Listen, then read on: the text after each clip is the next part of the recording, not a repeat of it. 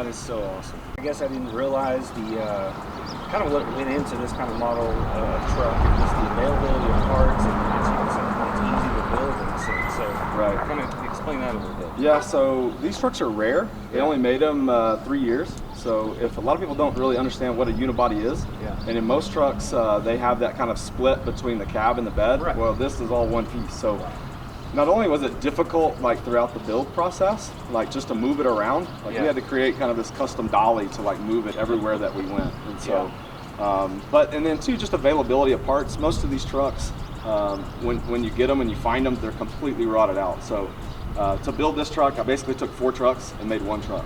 That is so awesome. Yeah. So you've got some amazing wheels on this thing. Kind of tell us about that and your thought process. And what you Yeah. selected. So taking the wheels, I mean, everybody does billets. You know, everybody does smoothies. But it took me, you know, I did a rendering a long time ago with like true Daytons, and so I just kept going back to a Dayton wire wheel.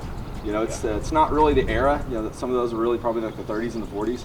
But I just felt like that was the wheel choice that I just kept gravitating back to. And so it's a real Dayton. It's a 20 by 8 in the front and then a 22 by 12 in the back.